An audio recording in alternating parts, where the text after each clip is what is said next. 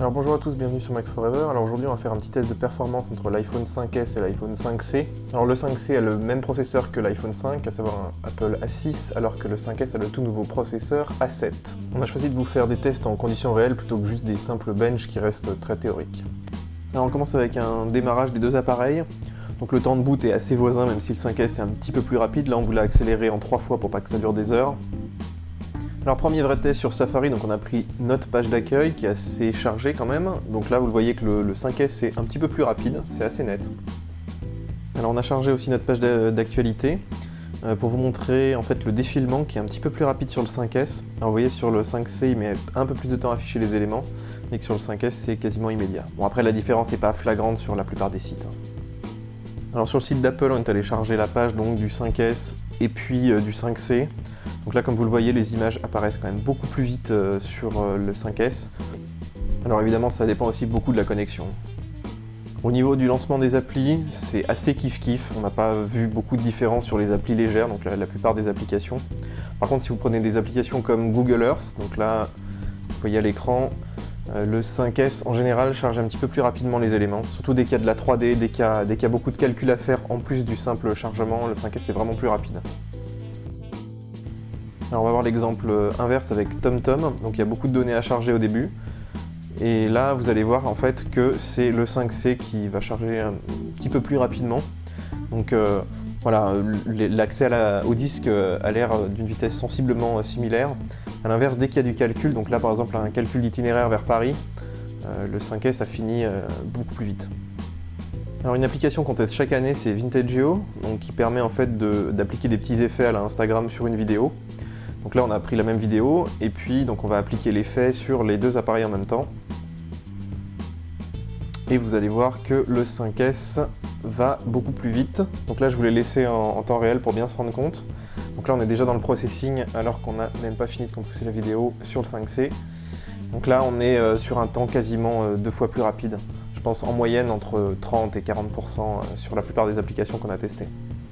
Donc là je vous montre la vidéo pour bien vous montrer que c'est exactement la même. Là je ne sais pas si vous l'avez vu mais elle met moins de temps aussi à se lancer la vidéo. Voilà. Alors même genre de test sur iMovie, cette fois un export en fait du fichier donc en HD vers la pellicule. Donc on va essayer de le faire exactement en même temps également. On choisit donc la qualité 720p. Et là vous allez voir que le 5S est environ 30-35% plus rapide.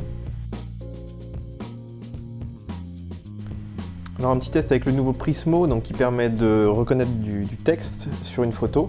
Vous voyez que le 5S est un tout petit peu plus rapide. Alors maintenant on va prendre un jeu qui est DH4. Alors je vous ai mis directement au temps de chargement. Donc là vous avez l'iPhone 5S en dessous qui charge vraiment 2 fois plus rapidement. Et puis même après, donc au moment de l'animation, vous allez voir, c'est beaucoup plus fluide. C'est un jeu qui est sorti assez récemment, donc il y a pas mal d'effets, pas mal de personnages, et la 3D est assez riche. Alors un autre jeu récent, c'est Iron Man, donc toujours de Gameloft. Alors là, je vous ai mis directement à la page de chargement. Et vous allez voir... Donc là, on est en temps réel, hein, je ne l'ai pas accéléré. Que l'iPhone 5S a une belle avance. Et même beaucoup d'avance. Alors on a répété le test plusieurs fois parce que je trouvais que le 5C était particulièrement lent. Mais non, en fait, sur les jeux très récents, on voit vraiment la différence. Il y a beaucoup de textures à charger, beaucoup de modèles 3D aussi. Donc là, vous voyez que le jeu a chargé plus que 2 fois plus vite avec l'iPhone 5S. Alors pour pas faire de jaloux, on a choisi un autre jeu EA, donc qui est Need for Speed, le dernier. Et puis, alors là, c'est un petit peu le contraire, c'est-à-dire que finalement c'est le 5C qui charge plus rapidement, donc le 5C qui est au-dessus.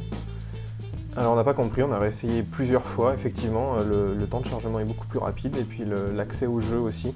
Donc là je vous l'ai laissé en temps réel pour bien vous montrer, mais l'iPhone 5S est plus lent. Voilà.